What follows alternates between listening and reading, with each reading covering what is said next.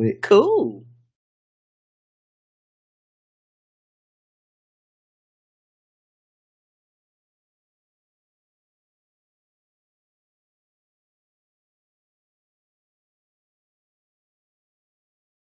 All right.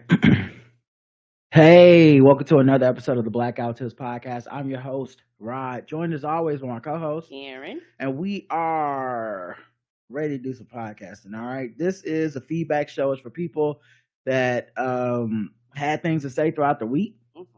We're up bright and early doing this. It's 9 a.m. on Saturday. Yeah, we know most of y'all, particularly y'all to do the chat, be like, damn, they done already did the show. Yes, we is. It's in your feed. Press play. Yeah, we're already up. We went and had breakfast.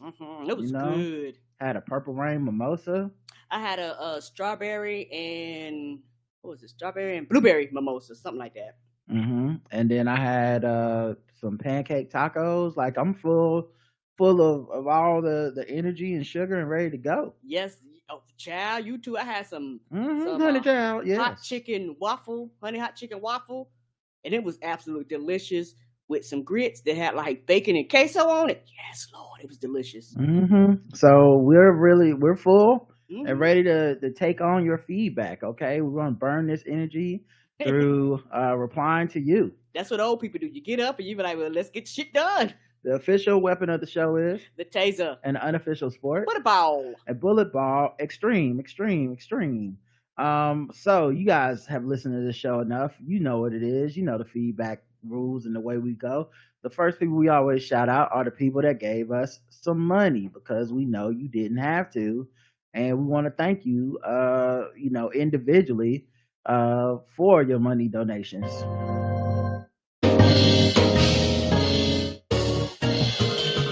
May I have your attention?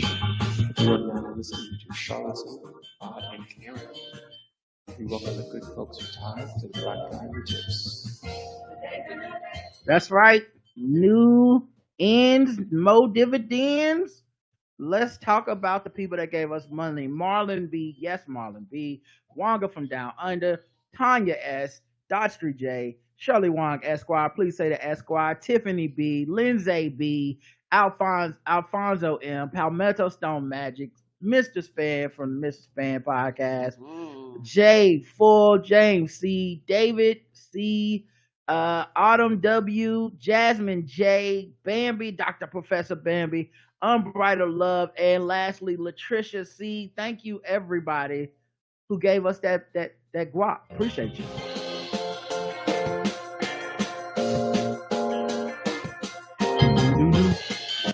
We also got a 5-star review. Oh, bitch, let's go.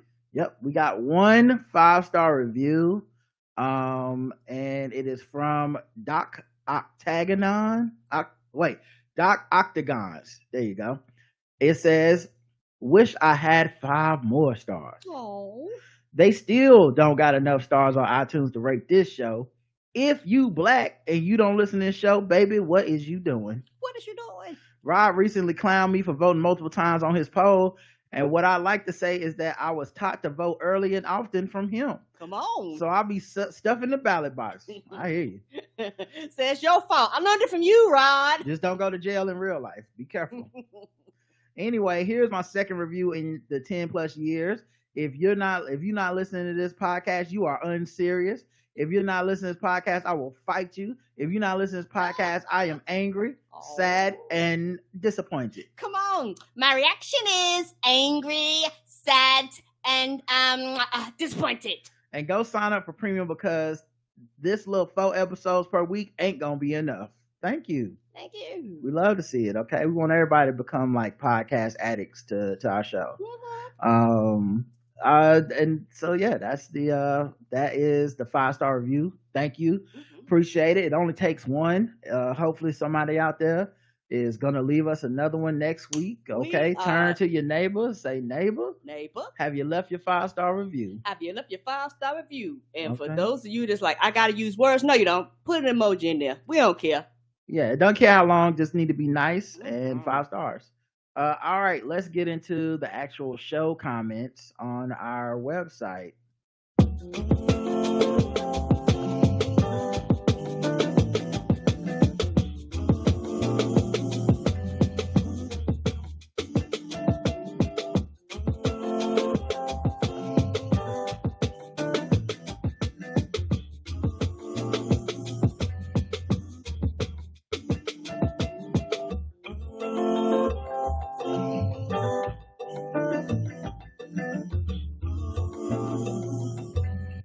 All right. The first episode of the week was 2732 Sword versus Pitchfork. It was a feedback episode. We have 7 comments. Ooh. Abia says, you talked about black people decided not to hit their kids. Same here. In my childhood, there was hitting, not extreme. And it was very common in Poland at the time. But still, I think parents who managed to break the tradition of hitting kids deserve some kind of medal. It's not easy to react calmly in very stressful situations. Yeah, especially when you were hit as a kid growing up, because your default is to go to the thing that happened to you. Agreed. I don't think not hitting your kid means that they have more autonomy or responsibility necessarily. We still have rules for them. The punishment for breaking them is just different. Here, it's getting a talk from mom or dad. Black Stephen O. Harvey says, look, y'all, I work uptown and the lunch rush be trifling sometimes. And for some reason, Arby's don't never have a line at the drive-thru. Shoulder shrug emoji. Shit, I'll be back at my desk in under 30 minutes. Like the Domino's Noid with some curly fries and the same regrets I would have if I waited in line at Bojangles. Of course, Arby's is selling drugs to the community, but I can't hate because Black Dynamite, I used to sell drugs to the community. You could call us apologists or accessories to crimes, but I like to think of us as enterprise and opportunists. Stay strong, EVE. EVE got a whole Arby hive. Yeah, I mean, like I said, I don't care that people eat Arby's. I mean, I've eaten Chick-fil-A. You know what I'm saying? Like, I just don't get the pride and the defense of it. I feel like to me, y'all defending eating Arby's and trying to make them out to be some kind of good company is akin to somebody trying to tell me that it's okay for Chick-fil-A to be homophobic. Like, eat the chicken, but you don't got to excuse the bullshit. And I think that's, especially like before you even get into the crime front shit, we know for a fact they give like 90-something% of their money to the money that they give to politicians goes to Republicans. So the Arby's is by far and away ahead of Chick-fil-A and some of the places that y'all laugh about and shit on and pick on people for eating and boycott. So I don't see where the pride comes in. That's all. Apia says, as for racism, of course it also exists here. But as far as I can tell, it's more of the individual racism. Germany as a country doesn't, for example, try to take away voting rights from a certain group. So at least that's good. I wonder how it is for a black person to live here. And have as I often said, no black friends to ask. There are almost only white people in my proximity because a black person will be very often the only black person in the room. I'm sure being the only other is a burden, but at least it's free college health insurance for everyone. Yeah, and what people fail to realize when people go talk about these utopias, you know what they are? Predominantly white, and very, very small percentage of the others being there. And if that percentage get too high, they'll start revolting, they'll start passing laws. So it's still there, but it's real easy to give everybody health care and all these great things when everybody look like you. Yeah, like I said, I can't speak to it either. I don't know a lot of black people that live there. I haven't really talked about that experience. I'm sure there's kind of racism and microaggressions and macroaggressions people deal with. Mm-hmm. But maybe it's just different in a country where it's not founded on the slavery of black people like America is. Pamela M8 says, I'll risk your ridicule and scorn because it's funny and admit that 2 or 3 times per year, I'll go through an Arby's drive-thru for a classic roast beef sandwich with Arby's and horsey sauce, but nothing else, usually because I'm literally starving and need some protein. We go by Arby's on our way to visit my mother, and we like to count how many cars are in the drive-thru supporting the Republican Party. Y'all don't play a game. There's always a few because we're in Indiana. I've also got 2 coupons for free breakfast sandwiches from Chick-fil-A on my desk. I ain't shamed. All y'all are eating that chicken too sometimes. Make it a great week, Pamela. Yeah, like I said, I just don't understand the pride and the defense of them. That's it. I've had Arby's before. Mm-hmm. I'm not on here going, Arby's is nasty. Mm-hmm. People send me videos of like people that are obviously like influencers have been paid off by big Arby's, and they'll send me videos like, look at these dudes, they ate Arby's and they liked it. I'm like, that's not the problem. What the fuck? Like, listen to the show. Sophie King says, finally got around to finishing episodes 2730 and 2731. Too late to submit comments in time for last week's feedback show, but on 2730, Man versus Everyone, JL was talking about his jinx, and I couldn't help but be reminded how in 2016, we saw LeBron deliver a championship to Cleveland and the Cubs break the 108-year streak to capture the World Series. But, well, we know what happened shortly after that. Anyway, I can't help but wonder what sort of monkey's paw arrangement JL signed up for in order to finally be on the verge of a breakthrough in his comedy career. I don't know. We'll see. As the 2731 Winger shows, great introduction to Simeon Goodson, and looking forward to y'all having him back on the show whenever y'all can work it out. I was as taken aback as y'all were to find out that pork was in Lucky Charms, but if you remember the commercials from when we were kids, they did say that Lucky Charms was part of a balanced breakfast, so maybe that's what they meant. I don't think that's what they meant, because whenever they would say that bullshit, they have it cereal sitting on like a tray, and on the tray it would be like an orange and some milk and like a banana. Yeah, and they try to fool you with that healthy shit, but and I'm like, no one eats cereal that way. No, like, get the fuck out of here. You know, people that eat Lucky Charms are not like. And I also have 2 eggs, over easy, plus I love cereal, so some toast, and I'll take 3 bananas and an apple. Like, you know that motherfuckers just rushing the sugar right into their veins and running out the house. Yes, that is me. As somebody who grew up on cereal and still loves cereal, because a lot of the cereal companies talking about their cereal sales are going down. A lot of the newer generation prefer like the cereal bars and like other shit that's more convenient other than actually just physically sitting and eating a bowl of cereal. So as somebody who loves cereal, that's not true. I just eat a bowl of cereal. Yeah, I just know that motherfuckers lying in the commercials. It ain't got nothing to do with the bacon and the pork in the cereal. I'm drinking milk. Where's this orange juice come from that y'all like to put in the background? They wouldn't have put bacon on the fucking plate with the cereal if they wanted you to know it was in the cereal. Like, if you know how you know it's some bullshit, because in America, if it was a good thing, they'd be like, try Fruit Loops now with 100% more bacon, you know? It's got 20% more pork. Yummy. Lastly, I'm still repping for Arby's Hive over here. You might have successfully shamed me out of being a proud Arby's eater, but I ain't gonna stop eating it. Nobody asked y'all to stop eating shit. I don't boycott anything. Why would I ask y'all to do such? See, this y'all insecurity hopping out. What is wrong with y'all? We don't mind y'all eating Arby's. Eat the shit in shame like you supposed to. I had Arby's not that long ago. Okay, I was driving down the street. I saw that the drive-through was empty as always, and I didn't have too much time. I knew it was gonna take longer than you think because they don't have any food prepared because they have to make everything to order because they don't expect anyone to ever order food. So I ordered like a roast beef sandwich or something. It wasn't even anything complicated or whatever. And I was like, let me get a roast beef sandwich. And they said, cool, pull up. And then it took them like 10 minutes to make it and give it to me and all that stuff. And I ate it in shame like you're supposed to. I pulled over my car before I got home. I went to the car wash. I threw it in I washed my car, threw the bag in the trash. Oh, when you clean your mats? I threw it in the trash and I did it real surreptitiously. Like, I threw it out with a bunch of other stuff so it wouldn't look like I was throwing out just the Arby's. And I shamefully, got back in my car. I prayed on it a little bit and asked the Lord to forgive me. And then I went back home like you supposed to.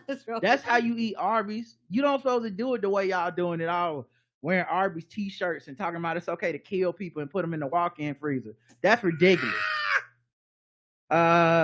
He says, in fact, I took advantage of a mobile coupon to get 5 for $5 classic roast beef sandwiches just 2 weeks ago. Oh shit, not 5 for $5. That's how you know it's a drug front. How the fuck can someone give you 5 roast beef for $5 in 2023? You can't do nothing like that.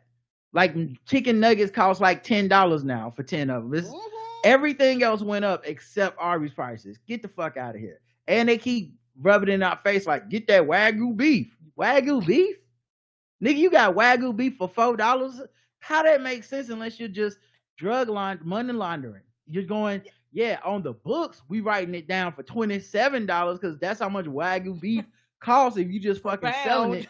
But since we not claiming all that, we gonna just be like, here's $5, and then that's the other $22 on top of that is motherfucking cocaine proceeds. That makes sense because, bitch, I've been online. I heard people talking about Wagyu beef. I was like, ooh, I'm gonna go check it out. Them Wagyu beef prices, I was like, ooh, bitch, I'm gonna take it on down to the Not at Arby's. Not at Arby's. If you want Arby's Wagyu beef, $5. I mean, my pockets got to get grown while I tap on that Wagyu. Not at Arby's. It's $5. That expensive ass Wagyu beef. What is that? The It's lowest level $5. Wagyu beef? It's $5. You're not following anything I just said. Maybe you'll listen back to the show and you'll get the jokes later, but it's the reason it's $5. Yes, it is. AJ says, hell no, I don't eat Arby's. I saw RDC World short since I subscribed to their channel on YouTube. It has been literally decades since I've eaten at Arby's, and I've not gone in years. I was meeting an acquaintance today for lunch at Arby's. I could not even remember where this Arby's was. I had to map it and do a drive-by to find the place. So upon arriving, we were walking up to the entrance. It's locked, even though it's a business day. I'm fine with that. We end up going elsewhere for lunch. None of my money is going to support the Republican establishment. When visiting my grandmother, locked the doors. We didn't expect no business there. They heard that chat. They was like, "Oh, somebody was there." Right. Why would a restaurant not be open in the middle of lunch during the day? It's not a holiday. It's not a real fucking restaurant. When visiting my grandmother, I drove past the Arby's just to see who was supporting the opposition. Keep making excellent and entertaining content, Austin. Evie says, shout out to Arby's Hive. Keep spreading the gospel. Don't listen to the Havies. Arby's has the meats. Sad shame. Then let's see. We got comments on the YouTube. Let me see what we got here. No comment on this episode. And let's go to the poll. The poll was, do you eat Arby's? Yes or no? 70% of our audience does not eat Arby's. 30% of y'all do. That's all I'm saying. Why are you such a loud 30%? Y'all ain't shit. Y'all ain't nobody. Calm down. That's like, we gonna let you know we here, Rod. Don't nobody care about y'all. Chill. Eat that shit shamefully like you supposed to. And it's even worse with the people with money. 81% of them said no. 19% said yes. Cause they was like, bitch, I go get me some real Wagyu beef. What is this? The Q&A was, you don't have to defend Arby's just because you eat it. Ms. Barnes says, yes, I do. What a cone. Aaron says, I don't eat Arby's, but I've been tempted to taste it based on all this discourse. I mean, do you? Your Design says, I do really like the apple pecan salad sandwich. That's it. Yeah, the market fresh sandwiches be hitting. And once again, $6 for a fucking $20 sandwich. You go to fucking Dean and DeLuca, that's a $20 sandwich. I bet you it is. But at Arby's, $6. Come on. Somebody lying. Jane says, how much bribe money did EVE and Miss Barnes get from Arby's lobbyists just to troll y'all out of care? I'm disgusted. Me too. I'm going to start blocking them out the chat. Raphael says, it's about time we had started an intervention for the Arby's clan. I didn't realize the org was also a cult. I'm working on the plan. Well, you probably going to put them in a code of your own, knowing you. Langston says, this is a safe space to admit that Arby's is trash. And Duck DUQ1212 says, why do Arby's eaters constantly look for public approval of their choices like they're 2016 Trump voters or something? Yes, that's another thing. When you know something is hidden, you don't. I'll tell you what, every podcast listen with woke liberal hosts, right? Every last one of them podcasts do what? They shit on Chick-fil-A. They tell you it ain't shit. Don't nobody like it. It ain't good chicken anyway. Don't nobody fight it. But no one ever writes up to go, no, let me tell you why I'm proudly eating it. No one ever writes in, and you know why? Because they don't give a fuck. They're like, y'all are right that it is shameful that these motherfuckers had this stance. Also, the chicken strips and the Polynesian sauce are hidden, and I don't need your validation, okay? I know it's hidden. Ain't no need to discuss this shit with y'all, because I'm going to be there tomorrow. I'm going to be there every day I can except Sunday because they not open. Right? That's just how it is. It's a reason Chick-fil-A always got a line. It's a reason the motherfuckers stay in business. It's a reason you got to use the app to pull up on them, because if not, you're going to be waiting for a while. Because people eat it, for real. They're not virtue signaling. They just do. So I think that's a great point you made. Episode 2733 is when we had Michael Harriet on. Mm-hmm. That was fun. Yeah. We got a lot of people enjoyed it on social media. EVE left a comment, really enjoyed this episode, and I love Michael's Twitter threads because I always learn something new. I definitely check out this new podcast. Thank you. Episode 1 is out. Go ahead and get at us. It's really, really fun, y'all. I listened to it, and like I said, as somebody who's kind of been in the background, kind of watching them go through the process virtually, to hear the finished product when they start adding the sound effects and all that stuff, it is fucking hilarious. I was like, oh, if this catches on, I was like, this is going to be flames. Yeah, I'm very proud of what we're making over there, and we got more hot fire to come. So stay tuned, man. All right. This episode also, let me check the YouTube, by the way, just in case. We got a comment on the YouTube by Lakita, who says, "This ninja plays 6 Degrees of Kevin Bacon, but with laws and history. I love it." That is such a great description of what Michael does on Twitter. It's a great description because it really is like you start somewhere that feels like just a non sequitur, and then just by the end you're like, oh, okay. So yeah, I love that. The poll was, should the judge be reprimanded over his TikTok videos? Now we talk about that judge. He was coming in to Nas and rapping and stuff and saying wild stuff. Yes. 69% of the audience agrees with Karen. Nice. Yes.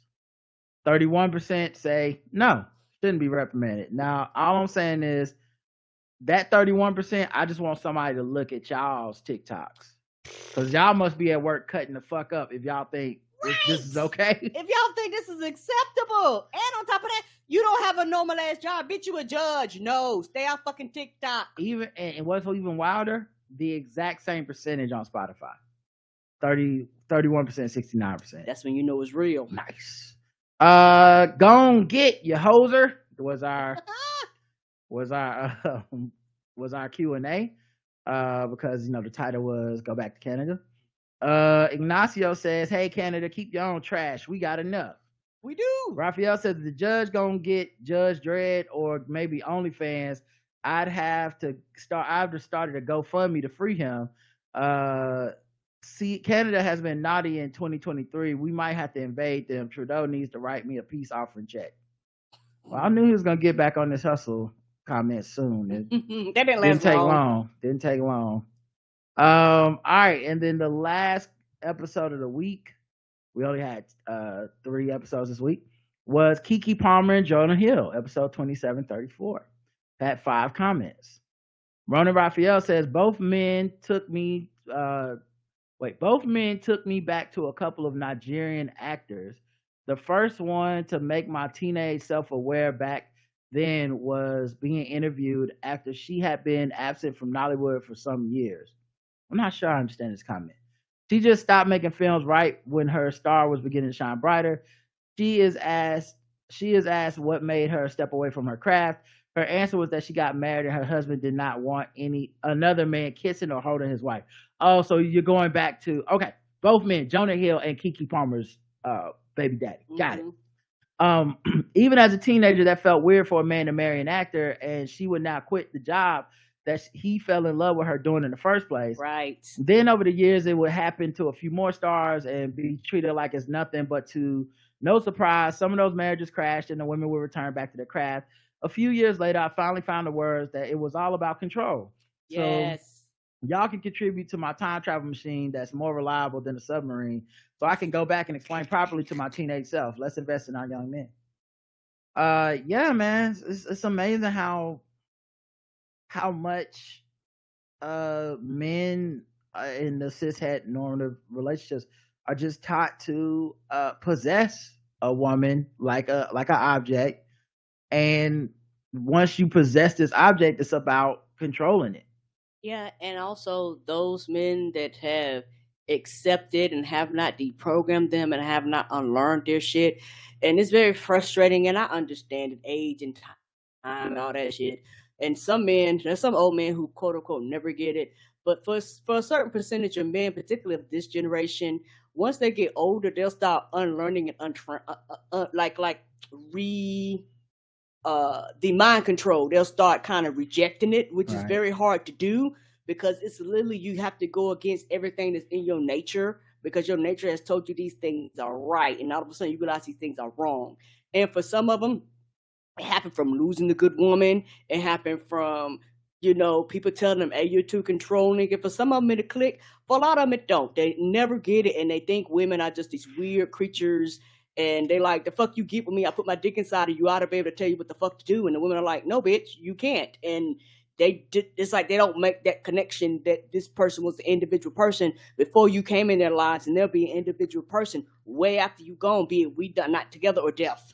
And so it, for me, is one of those things to where a lot of those men look at men that they quote unquote, they think that those men, put like this, those men think that men are weak when they quote unquote let their women shine, when they let their women like have a bigger light, have a bigger career, go far, and still love them and not have any ego attached to it. They don't understand that concept, because for a lot of those men, they haven't gotten to the, some of them haven't gotten to the level of maturity. And it doesn't mean like a superstar like Keke Palmer. It's something as simple as fucking get a degree. Like, I'll just say it's something as simple as getting a job promotion. Like, it don't have to be these great things, but it's for the fact that you're doing better than me. I am the person that's quote unquote supposed to provide. And if I don't, quote unquote, make more money than you, if I don't have a higher education than you, a lot of that ego, that boxed in definition of manhood starts activating in them, and that becomes a problem. And you have a handful of women, guess what? They was like, bitch, I'm not giving up my career. I'm not doing this. I'm not doing that. Like, no. Yeah, I think that's that's very true. I think also we just learn a lot of toxic bullshit when it comes to relationships, and we learn it as kids, and we don't let it go, and things become a power struggle, and then you got a bunch of like gender war type shit that invades people's personal spaces too. Like, it's not just a public discourse, it's a personal discourse, and I think a lot of stuff also is about people's personal like allowances for each other. There's because like that's the other thing too, as manipulative and foul as I think the way both of those men went about things was, there is possibly some woman somewhere that's like, yeah, I'll abide by those rules. And then to us on the outside, if we didn't know the inner workings on the outside, we'd be like, I guess that's a fruitful relationship because they seem happy and da da da. We don't know that part of the happiness is I want you covered up, or I don't want you talking to nobody that's a man, or whatever it is. We just wouldn't have seen that, and we would think, oh, it's happy, but you never really know what's going on with people. And also, I'm not knocking it. There are people that could be happy like that. Right. There's couples that are like churched up, and she liked that he want her covered up, and he liked that he got a woman that's gonna be covered up. And the motherfuckers, if you like it, I love it. Just this is why I don't really subscribe to a lot of people's advice and shit. I think it's a lot of stuff you just have to do and learn on your own. Agreed, because everybody individually is different, and a lot of times what you want and your expectations from your mate, significant other, partner, group of people, whatever, a lot of that shit is not politically correct. A lot of that shit does not fit whatever social media tell you the norm is. It's gonna be some motherfucker out there that's gonna tell you it's wrong. So you know what? For most people, keep that shit to yourself and live your happy ass life and keep other people out of your business. Getting with somebody to change them is just such a weird thing to me. And that's not something that's why this conversation became about a lot of the men, because of the men in these relationships, but there's women that do that stuff as well. Sometimes couched as like an altruistic situation, but even in those cases, it's like, it's a weird impulse to me to be like, I'm gonna change this person. Like, who they are is not, I got with them as who they are, but the goal is for them to be a different type of person when I'm done with them is weird, and I mean, anyway, it's just weird. And a lot of times those relationships don't work out and they end up moving on with the things you did or told them or whatever. It's such a weird thing. And you know what's fucked up is a lot of times, I don't know the percentage, but I guarantee you it's low. That shit is never fucking in reverse. Where are these men where a woman come out and tell them things? They be like, I changed my whole life. I changed my whole career. I gave up everything. It can happen, but it's rare. Well, no, this is what I mean. Because it's not, you're looking at it like it has to be the same set of demands. I'm saying I know a lot of women that have got with a dude to change and been like, I can change him into somebody. Okay, yes, and yes, yes. and, Okay, and I'm it's with like, you. Yeah, even that impulse to me is a weird impulse, correct. because you're like, I'm getting with you for whatever reason, but I'm not really getting with you. I'm getting with this other version of you I want to mold you into. Yes, this potential. Yeah, And it just like, it's not it might not be the dull you down type of way that that these men have gone about trying to dull down the shine of these women, but it is still a fundamental, you are not good enough, I'm going to change you into what is acceptable to me. Yes. And I think that, like, that's a weird impulse to me. I can even understand the idea of like, we're going to change together. Correct. The idea of I know what's best for you, I'm going to put you on the right path, is such a weird thing. And especially when most relationships don't work out, that changed person or whatever the fuck is not, y'all might not even end up being together for resentment reasons, whatever reason. Now that part I agree. I didn't make that connection. I was just thinking of it one way, but yes, there are a lot of women that get with men, but this is what they do for their quote unquote potential, versus saying, I look at you now and where you are now, we actually can't be together. So what the fuck, I'm here for potential. Right. You know, and so yeah, that's a lot of women. I can change. He can change. They stay around much longer than they should, and deal with all types of fucked up abuse or whatever, you know, in certain situations, because they quote unquote want to change this person, versus looking at this person, accepting who they are, and saying, I can't put up with the shit, and moving on. And it needs to happen in both cases. Yeah, I just think, like, because I'm not saying this even and fair, because Right. I just think the impulse is there for a lot of us to want to change the person to what we feel is acceptable. Mm-hmm. But I'm reminded of, like, you know, when like Aisha voiced her insecurities about being married to Steph Curry. Mm-hmm. You know, that kind of, like, it's a real thing. You're making it a public conversation by telling everybody, but it's a real thing that people can relate to. And a lot of this stuff is great and mushy. It's not neat the way that we want things to be. It's not something that's easy to describe, and it's also easy to judge when you're not in it. Agreed. And I think the thing I try to get to on our show about this is the relatable part of, hey, we've all had insecurities, whether it be in relationships, about our personal insecurities, whatever. How you handle that and how you try to make that someone else's responsibility, that's, to me, where the failure happens, in trying to put it on someone else. If there's a version of either Jonah Hill or I forget the guy's name, Jackson, if there's Darius Jackson, I think, if there's a version of them that says, man, honestly, it made me feel insecure that she was out there like that, and I had to check myself, we'd be like, oh, yeah, we understand how you might have felt. And we think it's cool that you internalized it and looked at yourself instead of going, let me yell at my woman in front of everybody. You said, and acknowledged it. Yeah, that would be wrong, blah, blah, blah. If Jonah Hill said, man, I got jealousy issues, I'm in therapy about that, it's not your fault. This doesn't have anything to do with you. I'm just telling you that I have these issues and I'm working on them. We would have been like, that's healthy. That's actually what therapy is for. You handle that shit yourself. But I think both of these dudes failed in how they handled it. Miss 1KL says, hey folks, I knew y'all would bring out the comedy situation with insight. Rod started off with, I'm sorry, I'm high, had me cackling. Also, Karen was right. The show on YouTube is a Terrell show. That is exactly how I knew she was still with the father of her son. I think she's talking about Kiki. Mm-hmm. I've been to the Usher show in Vegas, and it's a good time. He does crowd work every show, and if a celebrity is there, he acknowledges them, but he doesn't always do a big serenade, but he always serenades somebody in the crowd where they sit. There are so many layers to this, comedic layers, that is. But ultimately, like Karen said, this is some shit we didn't have to know. He had a whole tweet where he said that when he's insecure, he projects on the others. So he may be self-aware. She was definitely America's sweetheart. However, she has been dressing sexy over the last few years. Her body just wasn't filled out. That's a good point too, because I do think we treat curvy bodies as overtly sexual, regardless of what they were. And all types of people, all types of bodies dress sexually, but it's quote unquote what's considered acceptable. And with Kiki, when she wasn't as curvy and she was like dressing a little, more, I don't know what you would call it, but just like, let's say sexy just for shorthand. When she was dressing sexy for like the premiere for like Hustlers or something, people weren't treating her like this.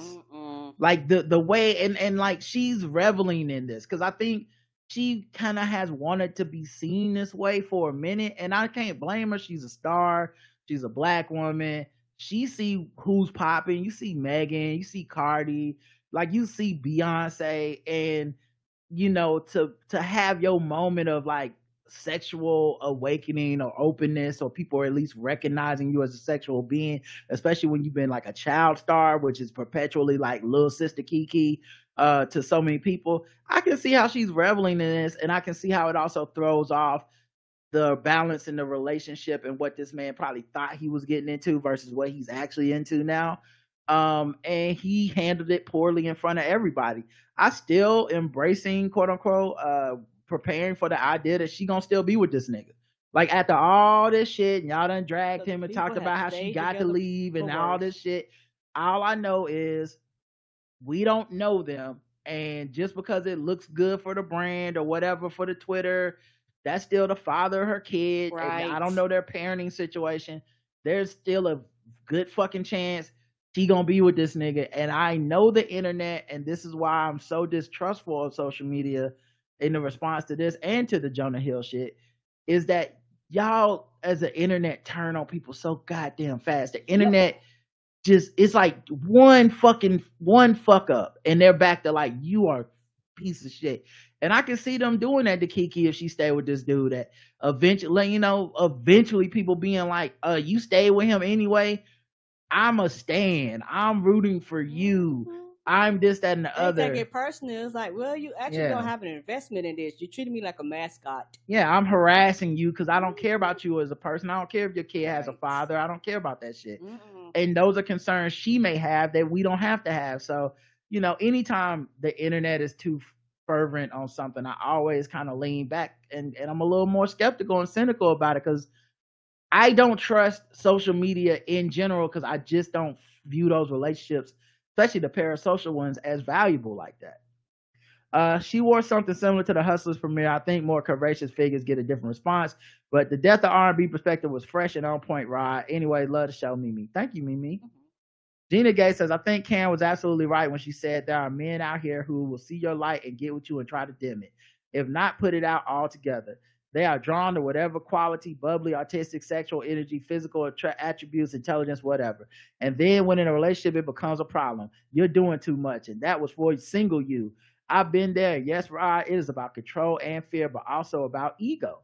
They want the trophy, the beauty, the accomplishments, etc. But there is a fear that someone else will either try to take you from them, or you will go elsewhere because you're too X for them. And it's sad.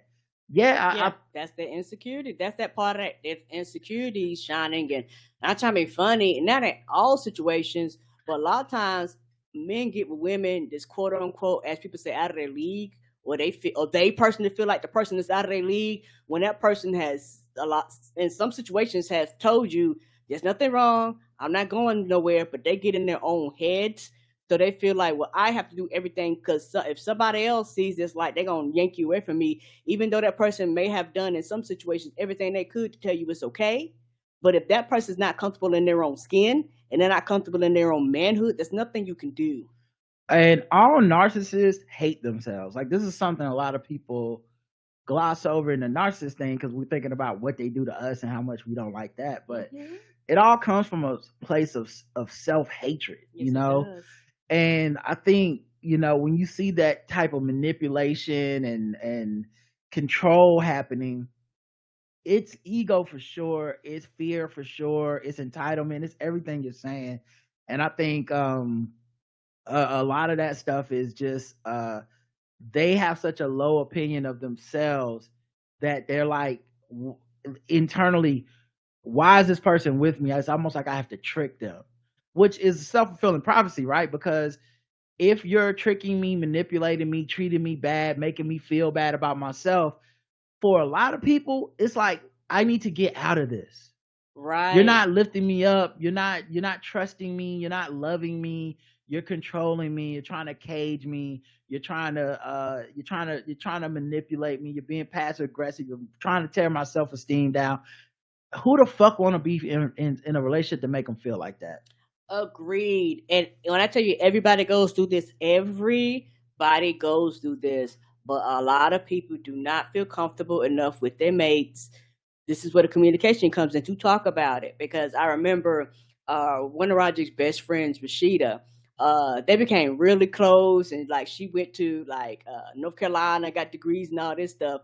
And my thing is, I remember I had to check my own self because it's one of those things where, like you said, that the insecurity began to rise within me. And me and Roger got to sit down and have a conversation. I was like, hey, you know, like, can we talk about this? I'm feeling a certain way, you know, about this. Like, I need for you to let me know everything is all right. You know what I'm saying? And after that, we were good because I like my insecurities right, because in my mind, I was like, not to be funny, when the world has fucked you up so bad that you think, particularly as a straight woman, that you look at the standards and you go, well, I don't fit any of these standards, you know, this person does, why would my mate be with me? Because I said, I was like, hey, you know, she's light-skinned, she educated, she check all these boxes, you know, and I'm not any of that. And he was like, hey, I didn't get what I got with you. Yeah, I'm like, first of all, I'm not colorist, so you can stop that. But seriously though, you needed reassurance at the moment. Right. But this is also why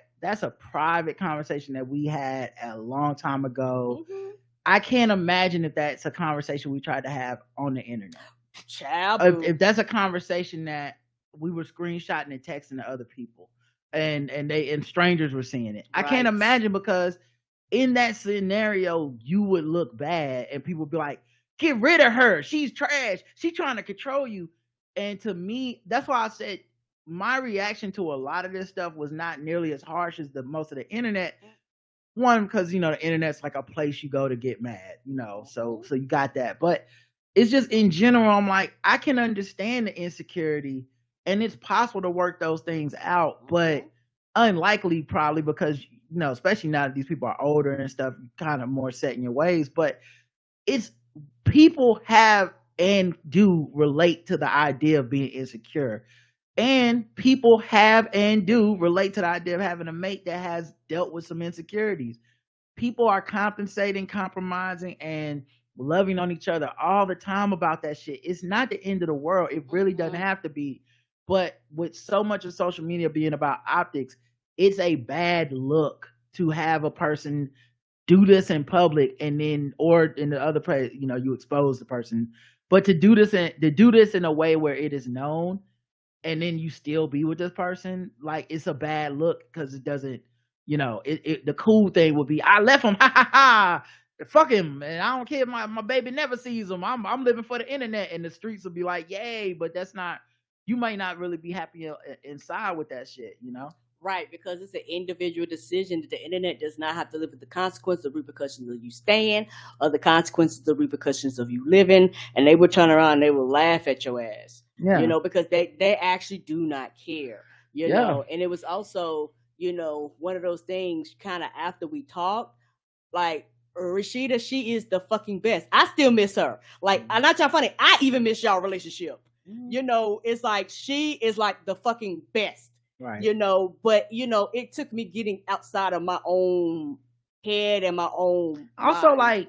Like a lot of this is young people shit. Mm-hmm. You know, I think like that's another reason I didn't really revel into, like, as a 45-year-old man, let me see what I would have did. I would have said, wait till she get home. And I'm like, yeah, because you 45, of course. But when you were 25, you didn't have that wisdom, and you probably would have done some stupid man shit, like yell at your girl on Twitter because these other niggas is in your ear trying to make you feel a way about the shit, and you would have failed for it like a dummy. Motherfuckers be stupid at that age. I think there's a lot of humanity that happens in front of us, and we're so busy trying to, like, flex on each other with, like, I would have did it like this because I'm perfect and I'm better than you. And we end up missing, like, some very relatable conversations we should be having, some human moments. Agreed. Back to this. In heteronormative relationships, I think women do this to a certain extent, but because we don't objectify men the same way they do us, it's more common in men than you might think. I don't think it's more common than you might think. I watch Fatal Attraction every week, and listen, it ain't just dimming a woman's light. You know, it's motherfuckers are literally killing women and shit. Mm-hmm. because they get with them and feel like I need to control you. You Yes, know, it's some scary sir. motherfuckers out here, and the vast majority of the people that do that are men, and especially in that way. Like there might be a handful of women that do that shit, but men are the fucking Harlem Globetrotters of They that are type leading of the league in that stat. that type of possessive abuse. Men dominating that. You know, so I absolutely do think it's very gendered, and I just think because of how we move through society, how people are forced to move. When a woman is thinking of changing somebody, it's a different type of thing. Yes, but it is. like the impulse of I'm gonna change you because of what it says about me is still it's the same impulse. It just would play out differently for like a woman's not gonna be like, you need to start, you know, don't be taking pictures in shorts and Grace jogging pants. They're not gonna fucking text you that shit, but they might text you about some other shit about that to them is more about like how you make me look when you do blank. So change this thing that was cool when we got together. I didn't mind it, but now I need you to be a different motherfucker because we together and people are looking at us. Right, and it's also one of those things for both men and women, kind of in that quote unquote controlling, and a lot of women come at it from a different angle. It's like potential. I can make you better, but a lot of times it's not about the other person; it's about you. Yeah, You're not making this motherfucker better out of altruism. It ain't charity. I'm making you look. I want you to look a certain way to everyone else because it's gonna reflect back on me. Correct. That's what the fuck is about, and that's what the men are doing too. This is why I wanted to talk about the deeper impulses and not the bullshit of like. I didn't want to talk about the surface level shit. I want to talk about the deeper level shit. Why do people do that in any relationship? You know, and it's hard to love and accept people as they are because they're not you. So Agreed. whatever it is, you know, you either got to learn how to like accept that, work on yourself, you know, like I think Rod, that's hard work and people don't want to do that part. Like I'm an introvert. Karen's extremely extrovert. Yes, I am an extrovert. And we go out and, you know, if we're eating food or something, Karen's gonna make a whole production of it to get as much attention as possible from the waiter and the people sitting in the across the table and all this shit. And if I was in that restaurant by myself, I'd pull my Kindle out. I'd order my shit quietly as possible. If it came wrong, I wouldn't even send it back, and I'd tip them well and I'd leave, and they probably barely say 2 words to me, and that would be my ideal restaurant experience, right? But here's what I don't do. I don't go out with Karen and then Karen does her extrovert thing and then I'm like, can you shut the fuck up? God damn, you embarrassing the fuck out of me right now. Why can't you just eat your food? Why don't you read your Kindle? I don't do that shit because I'm like, it's internal for me to adjust and go, you know what? I'm with this woman because that's how she is. Mm-hmm. When we met, she came up and she's speaking to me. Mm-hmm. She's outgoing to me. She's nice and friendly to me. Why would I ever want to dim the thing that made me be in love with this person? For the first date. So I was very aggressive. So why would I want to dim this person down and make her less happy? To you know what I'm saying? Like that power dynamic. It's about control to people. It's about fear. What does it mean to fear? What's gonna happen if she interacts with people? What's gonna happen if what does this say about me that we're being loud at the table right now and shit like that? That's that internalized thing that you gotta go to therapy or deal with.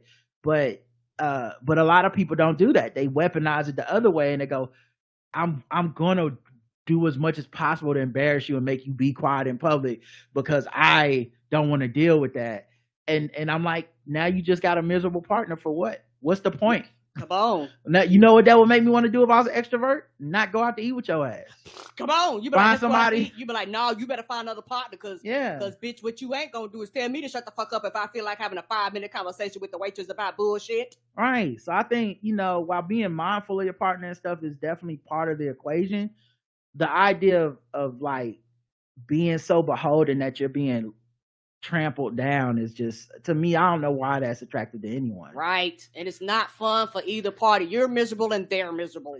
Gina goes on to say, great discussion, though I don't think I'd tell my husband about this one because it'll start an argument. Good luck, Gina. Evie says, I definitely think Kiki's baby daddy had some dudes in his ear before he made that tweet because he posted pics of her with less than that on his social media. especially on his social media, because what does that imply? A level of ownership. Mm-hmm. She ain't got no clothes on, but that's my bitch. Look at my bitch with no clothes on, niggas. It's about me, my ego. Now she's singing. Usher singing too. She ain't got no clothes on. Now hold up, now hold up. The boys in the group chat.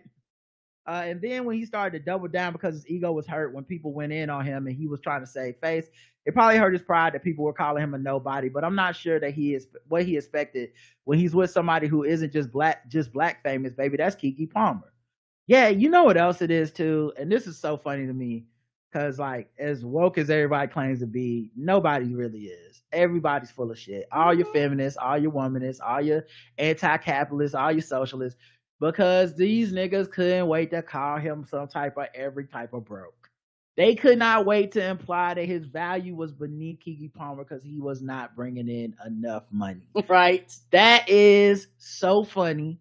It is like, I love the dating thing because dating is the one place where people's politics don't ever line up. Mm-mm. Like, I don't give a fuck how anti-capitalist you is. If somebody, like, the way people responded to that, like, ice cream date thing that went viral on Twitter was a 26-year-old girl said woman said she didn't want to go on a date with this dude because he was like, we can get some ice cream. And she wrote like instead of just saying, no, I'm lactose intolerant like a normal person, she left some paragraph about how she basically was 26 and she too good for an ice cream date, which if you think so, fine. You like it, I love it. But it was weird. Just say no then.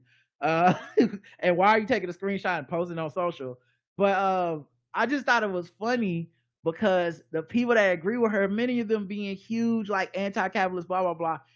It was like, yeah, how dare you take me on a cheap ice cream date? I'm like, it didn't seem like it was like he was propositioning her like, and I'm gonna fuck, right? And then you gonna marry me, bitch. Like it just felt like he asked, she said no. It's not really a big deal. The paragraph explanation was weird, but the way it made people project onto it was so good the whole week because I was like, look at y'all. Dating is the one area we can't escape the patriarchal bullshit. And people give into it all the time. Like, yes, they do. As much as they claim to be fighting with every tooth and nail, they give into it all the time. It's just like, no, a man ain't shit if he ain't got a certain amount of money and he can't do this for me and this and buy this and do that. And it's like, yeah, so we kind of do believe in that shit, even when we say we don't. And so we throw out the value of Keke Palmer's man because he's a full-time personal trainer. We don't even know his pockets. We just assuming, right, that it's not up to Keke's level. But the way people threw him in the trash for that was so funny to me. Yeah, because people are messy and people are complicated and people compromise. And you know what? Just about everybody underneath the sound of my voice lives in the gray area. But the internet will tell you everything is black and white. That is not how the world functions. And everybody knows it. And we lie to each other all of the time, particularly on social media, when in reality, a lot of people deal with a lot of bullshit that they would go on social media and tell everybody they would not deal with. Yeah, I just thought I love that stuff. I love all the dating and hypocrisy. It's the best. It's honestly the best. We don't believe, everybody hates capitalism and everything until it's time to go on a date. And then capitalism pop up. Everybody hates patriarchy till it's time to go on a date.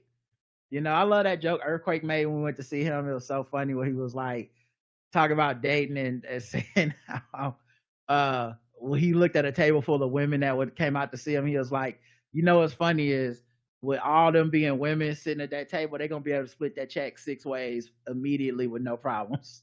It was like, but they was on a date with a man, boy, it'd be a little different. I was like, that's funny.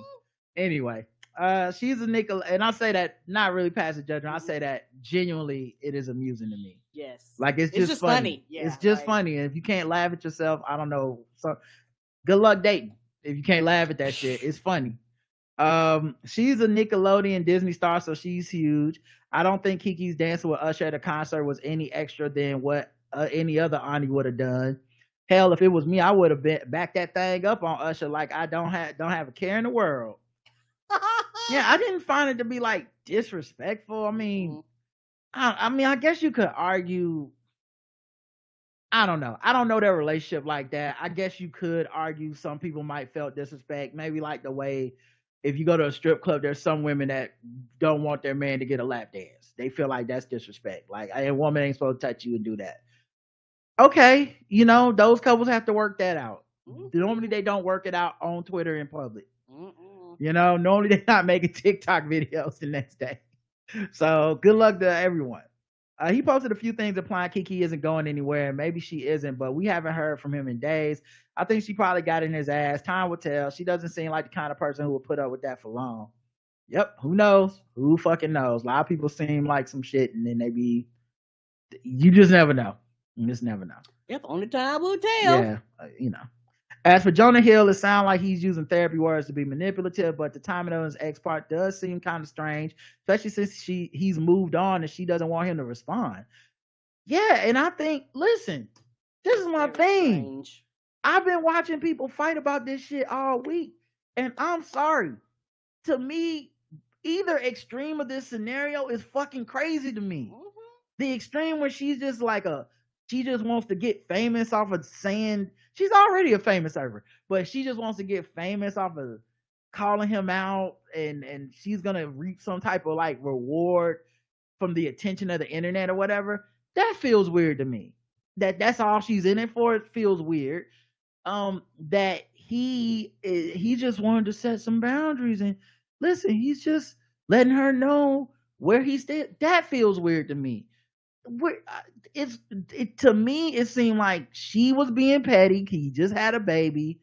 It is even if that correspondence was manipulative and fucked up, it was private correspondence that she chose to share to make him look a certain way, and she knew what she was doing, and she knew when she said I'm scared for him to respond, she knows exactly the light she's painting him in, so that it's a lose-lose situation. It's damned if you do and damned if you don't. Damned if you respond and damned if you don't respond. Yeah, he's supposed to not say anything or present any evidence or anything on his side, because there's also hints in the text messages that she may have done some things. If you read the between the lines where he says like, this is because of your actions, blah blah blah.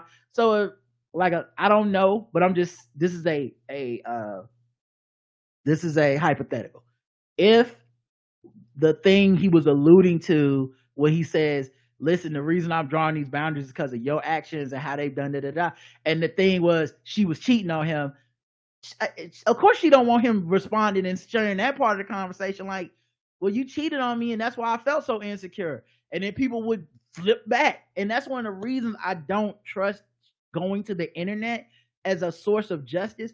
The only reason the people on the internet believe that shit is justice is because it feeds our importance and our ego, our self-importance, to make us think we are the arbiters of justice by harassing and haranguing celebrities online.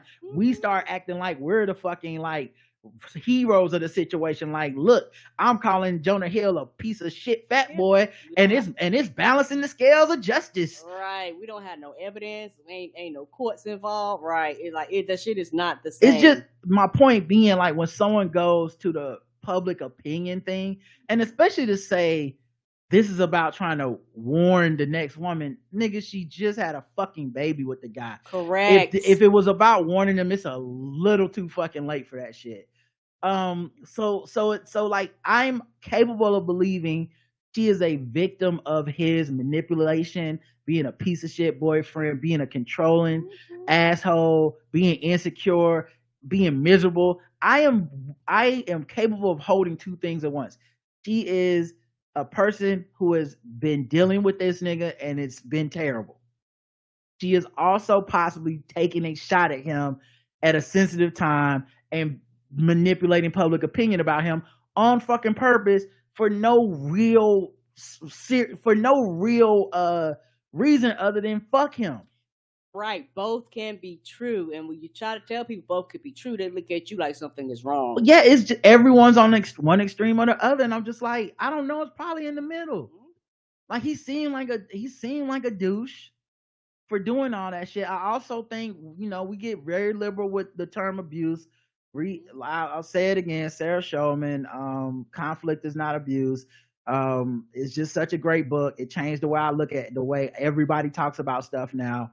And how quick we try to run to certain buzzwords to shut down critical thought, to shut down nuance, to shut down conversation. I refuse to take part in that shit, man. It's fucking stifling, but it's also not true. There's a lot of steps between like this dude being an asshole and abuse. You know what I mean? And maybe he was abusive. I'm not saying he's not, but what I read wasn't like, oh man, this guy's abusive. I was reading that like this guy's an insecure, manipulative, controlling ass boyfriend. It's to me different than abuse. As fucked up as that is, it's different than abuse. It's the same way I thought when Offset cheated on Cardi and everybody's like, it's abuse. I'm like, no, people cheat. Not necessarily the same as abusing somebody. We want to call it that because we can then shut down all critical thought and it just becomes an angry pile on. Right. You either down with this or you not down with this. And if you say anything a step away from like, I don't know if cheating is abuse. Well, nigga, you just let people abuse. You okay? So it was fine when Ike beat Tina. You know, it's like, nigga, what is happening right now? Right, and they do that to derail the conversation, like you're saying. They also do that to erase critical thinking. And also, it's one of those things where, particularly on the internet, it's the energy when it comes to the anger mob or the hate mob. And they don't want people fucking up the vibe. Like, that's the truth.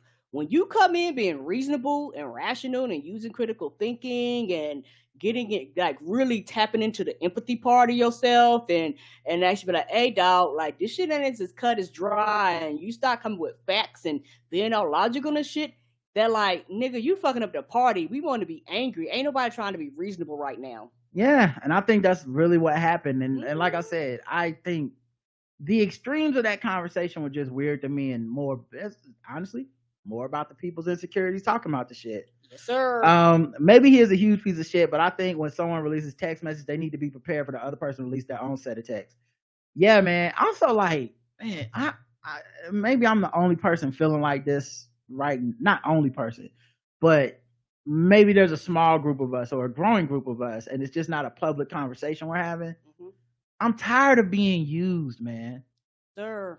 Like, sometimes I just look around at the conversations happening online. I'm like, y'all ain't tired of this? The same conversations over and over again? Like, y'all ain't tired of motherfuckers releasing half a story and then you go off half-cocked, and then we find out the full story later, and then we be like, damn, you can't take back all that shit we said. You know what? I know. And the biggest reason why is because that feeds something within themselves.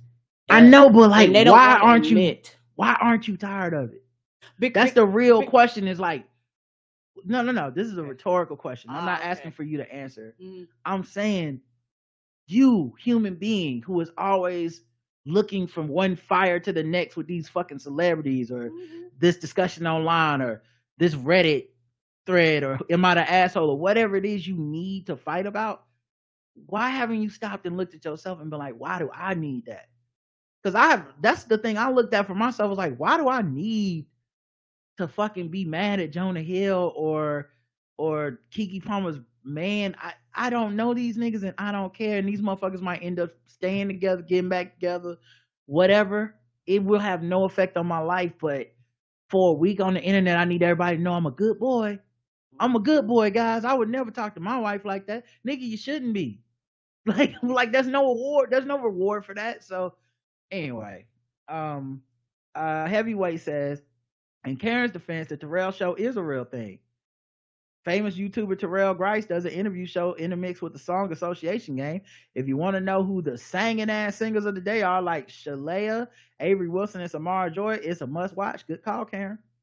I like that show, and I don't know how I ran across the show, probably through one of my Facebook algorithms, and I've been hooked ever since. And he has some super, super famous people on there. He had Kelly Clarkson on there, and she was fucking hilarious. Like, it was a ball, because the way he does his shows, it allows these celebrities to have fun outside of a normal element, but they're still comfortable, but they're a lot more relaxed around him, just because he does such a great job of breaking that wall and breaking that barrier.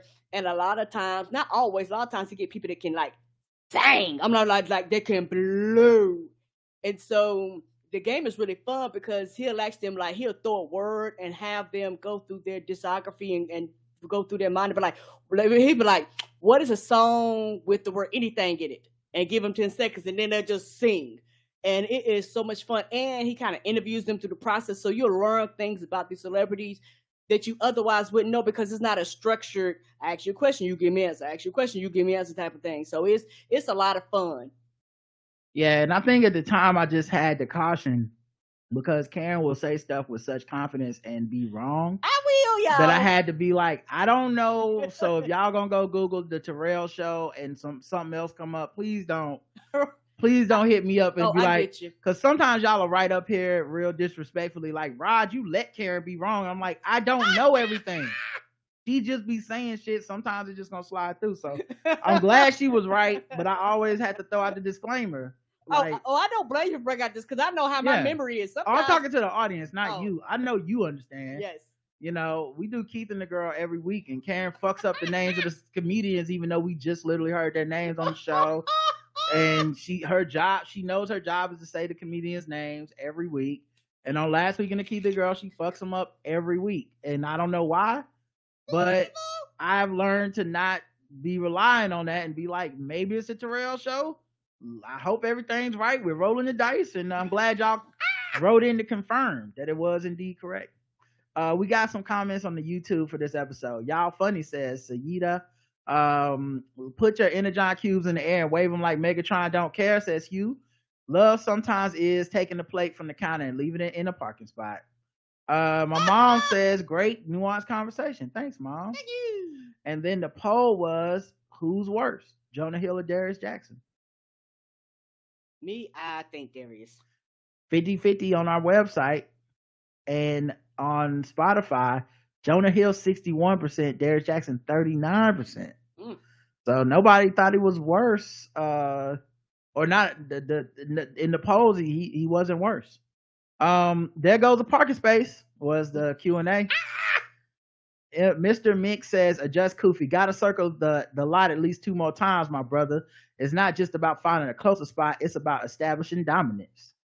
On these parking spaces. I don't even know what that means. Aaron says, I've never been in a relationship, but with Jonah Hill, Kiki's baby daddy, and all these TikTok clips of people in couples therapy, I'm like, this is what the people want? No thanks. LOL, I'm good. Right? They do make relationships look miserable with this content. My God. I guess happiness don't really go viral. It don't. Happiness is boring. Happiness don't get a TV show. Happiness ain't on Love and Hip Hop. Like people that are like, I'm happy. Yeah. I'm not insecure. If I have these insecurities, I know how to talk about it. Child, that ain't good TV. Yeah, people like mess. Tisha says, and I don't know how to drive, LOL. And Keenan says, happy Optimus Prime Day. You got the touch. You got the power. Thank you, brother. All right, we didn't get any voicemails, but we do have some emails. Yay!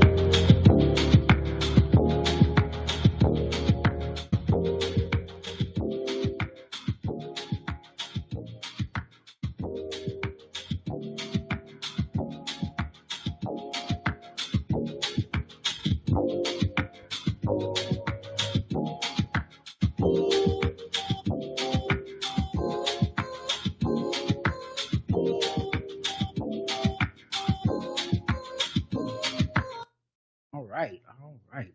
Love to see it. Of course, you know how to email us, the blackouttips@gmail.com is the email address. Make sure y'all holler at a player when you see him in the streets. And also, I meant to say, let me just tell y'all now. Save the date, write it on your calendar, start thinking about what you're gonna be doing. September the 9th. Oh, September the 9th? Okay. Yeah, we're going to be doing a live show in Charlotte, North Carolina at the Blumenthal Center for Performing Arts. You know, if you've been there before, then you guys know the venue and all that stuff. If you haven't been there before, come on through. Tickets aren't on sale yet. We'll let you know when all that stuff is taken care of. We're going to try to make sure we have like a virtual option too for tickets, but that may not be on sale till later. Yeah, later on. After, because we're trying to sell as many in-person tickets as possible. But we're going to be part of this comedy festival that is happening in Charlotte that week. And we love to see y'all faces out there. Or if you're masked up, we love to see you in a mask. We don't care. No, we don't care. No judgment in our zone. But yeah, so just giving you a little heads up because some of y'all keep writing and asking us about it. All right, now let's go to the emails. David writes here, Mary Poppins, Rod and Karen. I heard on the last podcast you are fans of musicals, but said you weren't familiar with some of them. As it happens, one of the musicals you mentioned, Mary Poppins, is being performed in North Carolina Theater in Raleigh in 2 weeks. I invite you to come see it. Please let me know if that's something you'd be interested in. I'll be happy to secure tickets for you. Cheers, David. Oh, David, that is very nice of you. I don't think I want to drive to Raleigh to see a play, but I appreciate you. All right, no, that is a sweet. I don't want you to get it confused. That is a very sweet thing, and very appreciative of it. Clara writes in, possible effing with black people entry. Hi, Rod and Karen. I'm not sure if this counts as messing with black people entry, but I'm submitting it anyway. I was scrolling through the Target app when I saw this Gatorade drink, and it's Gatorade Fast Twitch. I've seen this commercial many times. Fast Twitch. Does it make you twitch? What is this? Fast Twitch by Gatorade. It's an energy drink, 12 ounces. She said, gotta admit, I chuckled when I saw it, but I do feel a bit messed with. What do y'all think? Well, I've been making a joke on social media about this for a long time. When I first saw the commercial, I said, we owe Jimmy the Greek an apology, don't we? We got this man up out the paint because we're talking about them fast twitch muscles, and here we are a few decades later. Gatorade is motherfucker literally selling fast twitch. That is so crazy to me. So yeah, that is some good old fashioned sizzle. Doesn't really make me feel fucked with, but it is funny. I give it like a 25. That's hilarious.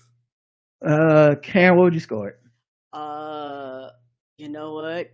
Actually, a 0 because I don't even think I would have made the connection. I'd be like, that's some energy drink they just made a name. Okay, twitching is we tweaking. I'm old, so that's the route I'd have been down. Yeah. And I don't know how we made it full circle on the term fast twitch, but here we are. Hey. And they have a full commercial. Black people was in it running and shit too. I was like, oh wow, we just really going here. Yeah, they didn't make the connection. Because I wouldn't have made the connection. I definitely did. Lastly, Cass always writes in Black History. Hey, Karen and Rod, I enjoyed the discussion on learning Black history and culture in different avenues. My mom was super intentional on promoting Black history, culture, and literature. I am an 80s baby who had a cart full of Barbies and another set full of baby dolls, all black. I truly don't know what a feat that was didn't know what a feat that was until hearing others my age talk about how they never had black dolls or only one or two because they were too hard to find. I had so many black novels growing up, and when we went to the library, we were steered towards black books. Yeah, because as an adult, I understand this, but as a kid, it was this big thing where one of my relatives was buying a child black baby dolls, and they was like, my baby gonna do black baby dolls. They flat out said, I'm not buying no white baby dolls. Like, that was their thing. And other family members, they just could not understand that concept. And why would you do that? Like, just go buy the other baby doll. Like, why are you going out of your way to, get these black baby dolls when there's other baby dolls that are just fine? She was like, y'all, it's not just a fucking baby doll. It's more to it than just, I got you something to play with. It can fuck children up. And they had this conversation like decades ago when I was smaller, and like a huge conversation about it. And now I go, I understand why they did that. It's easier now because of the internet. Like, you can literally go and be like black baby dolls, and you can have that shit shipped to your house, and you don't have to go to Toys R Us and all these other mainstream places because now people can specialize shit just for you. Yeah.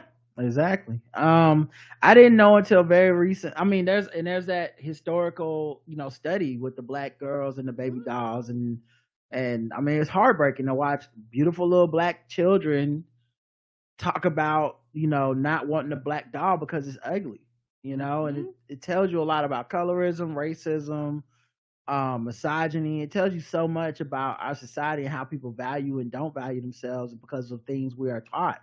Not things that things that are learned, not things that are innate to us. Yeah, and also I remember too them having as a child, them having a conversation about giving little girls baby dolls all together.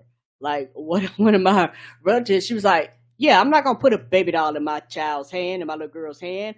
I'm gonna do other shit. I'd rather put like a Bunsen burner and like paint and all these other shit. Like the whole goal isn't to quote unquote teach her how to be a mom and take care of a fucking doll. Like if that's something that they choose to do, that's fine. But I'm not going to quote unquote force this upon them. I'm going to let them and allow them to make that decision on their own. I didn't know until very recently that Black fiction readers didn't believe they could find Black fiction outside of urban fiction or Black trauma stories. Aside, I'm not even sure we use trauma in the same way. Some are including stories with Black characters who experience conflict having nothing to do with Blackness as Black trauma, which is weird because who is reading any book with any character without conflict? Yo. Right. The internalized anti-Blackness and racial paranoia, while I'm empathetic to it, it is a real hindrance to a lot of critical thinking and critical thought in the processes that when we want to have these discussions, it's one of the reasons I don't really do a lot of media analysis with the way that people do criticism and stuff these days. I don't like it because a lot of times it's an internalized thing that you make the artist problem, but it's you. Yes. You sat up there and put the Black characters in a box, and you decided that somehow Snowfall is not racial trauma, but Underground is. And to me, I don't understand. You just need to have an internal conversation with why only one of those counts as quote unquote setting us back, and you don't want to see those stories on TV no more. Right. But you love The Wire, and you love Snowfall, and you love Empire. You love, it's interesting where we draw the line on shit, and it's not neat. And I understand why people get to those conclusions, but your conclusions don't always get to govern everything for everyone else. That's just your motherfucking opinion. Agreed. Anyways, I appreciate Karen noting how that intentionality is something many don't have. I can imagine it's overwhelming being hit with so much and fully understanding what it means as an adult. Folks come to Black history in so many different ways, and we have to be those avenues, I guess, aware of those avenues maybe.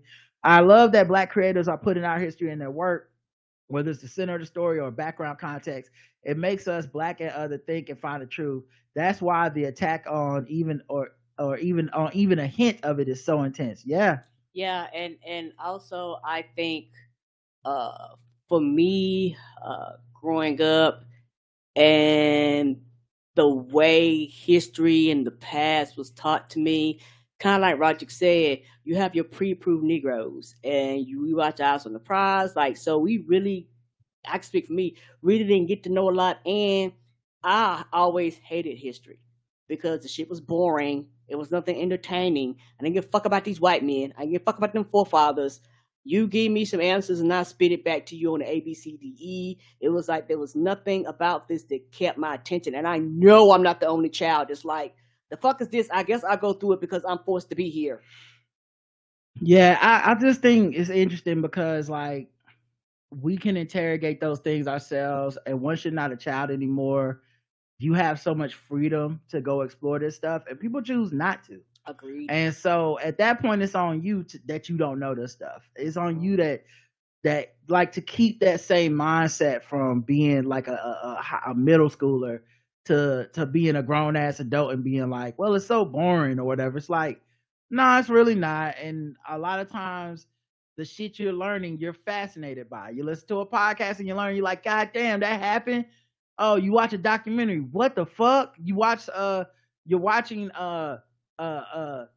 Watchmen, and you're like, that was what the Tulsa Massacre was. And it's like, yeah, it's not really boring. It's just there's a level of emotional toll that I think some people are trying to avoid. And this is not a knock on them for trying to avoid it, but they're using that to be the excuse for, oh, no, it's just this is just that. We're older now. We do know better. We can learn. We can go find those things. We don't want to, for whatever reason. We don't want to. And I think what ends up happening is the Black creative is the one who carries the toll and gets blamed and pilloried for not being afraid. Like, it's like, how you gonna make me do? I'm not making you watch the show, dog. Why y'all only want to talk about slavery? I don't only want to talk about slavery, but this is the only one you pay attention to and get mad about. Right. I've been doing other things too, but You weren't checking those out as hard. And this is the one thing you're trying to keep me from talking about. Right. And I don't understand, because we know what happens in the absence of us owning and discussing our history and talking about it with our fingers. We know what happens. And also, this is the thing. It's okay. So like this. If you know that you don't want to watch it, that's fine. The problem that a lot of people have is y'all motherfuckers are the most vocal. The people that don't watch the shit, the people that don't support the shit, the people that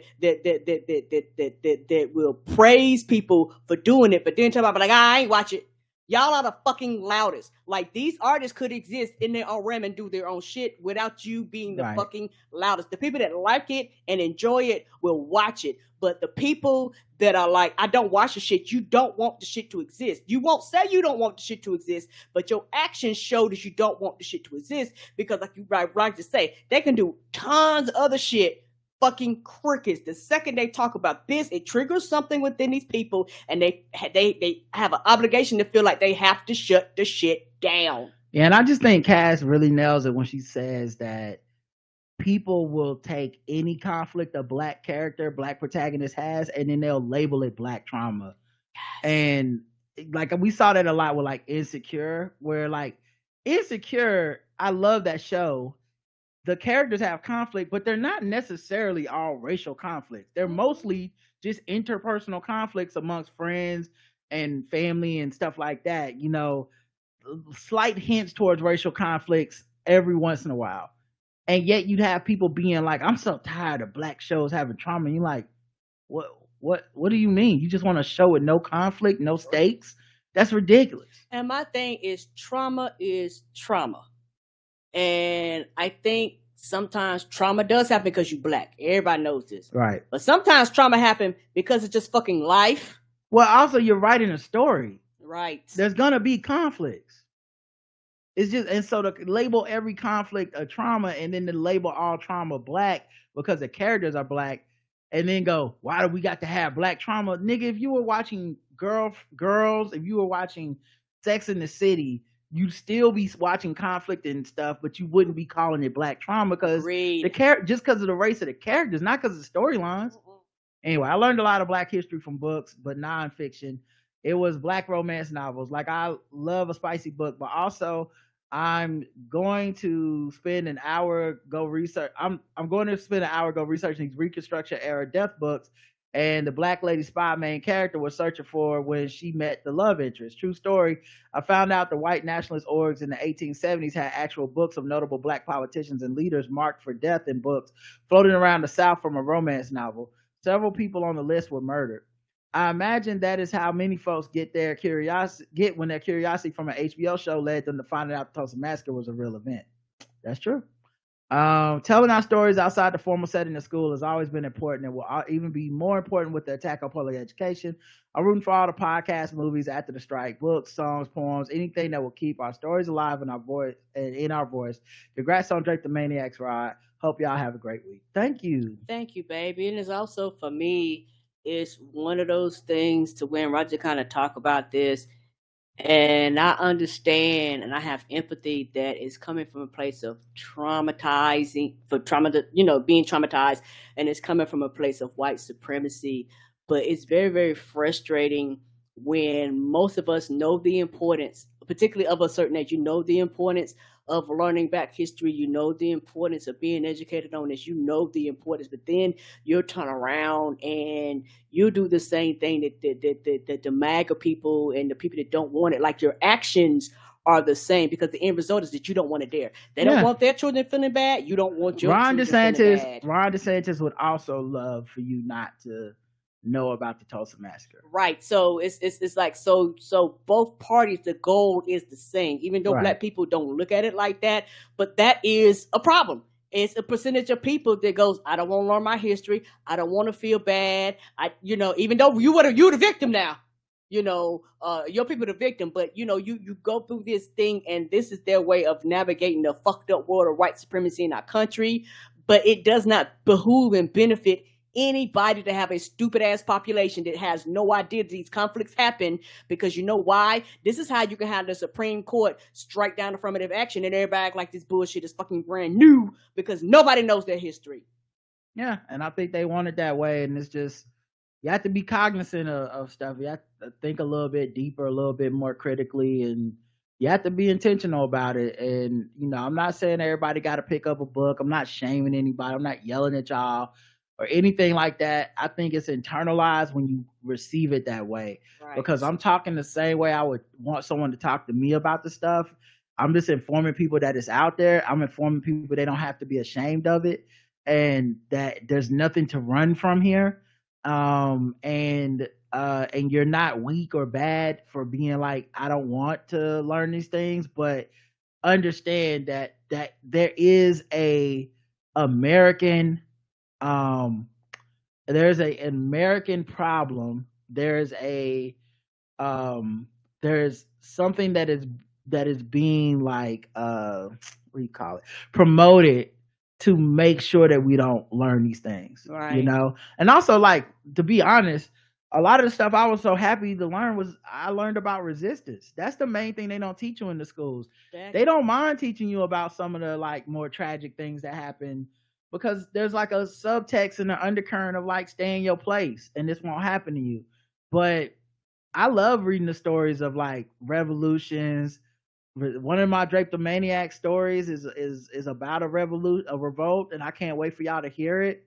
It's gonna be so good. I think some like stories of Google Wiki Joe Pullum if y'all get a chance. That story is bananas.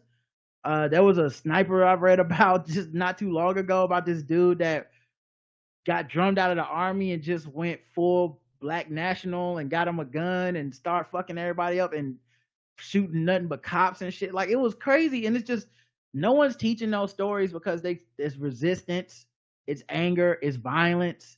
They would rather teach us MLK marched peacefully and was killed like Jesus for our sins. Yeah, like that's the stories they do want us to know. And that's the pre-approved Negroes, as you were saying.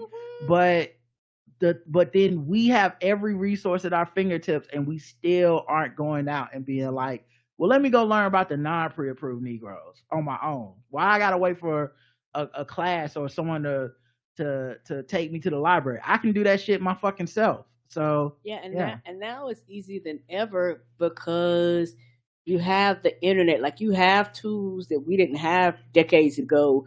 And so it's also one of the things too where, and you don't always have to read a book. Like Right said, it's all types of documentaries and podcasts. Like, it's all types of ways to get this information where these people have done the research, they have fact checked, so the information you're getting is accurate. But I think because of just the way the system is designed, it just fucks people up, and people just don't know how to handle it and how to process it. It's very hard for an adult to talk to a child about this shit when they haven't navigated how they felt themselves. Yeah. And another story, the story I was talking about with that sniper is Mark Essex, Essex. Look up that wiki. This motherfucker was a menace. But what, Karen? I was about to say, and also when you talk about resistance, yes, like you say, they'd rather teach like you say, the he was a good Negro that got killed and turned the other cheek than to teach that. And they rather say stupid shit like all slaves was happy and all this bullshit than to teach like, no, these slaves weren't happy. These slaves revolted.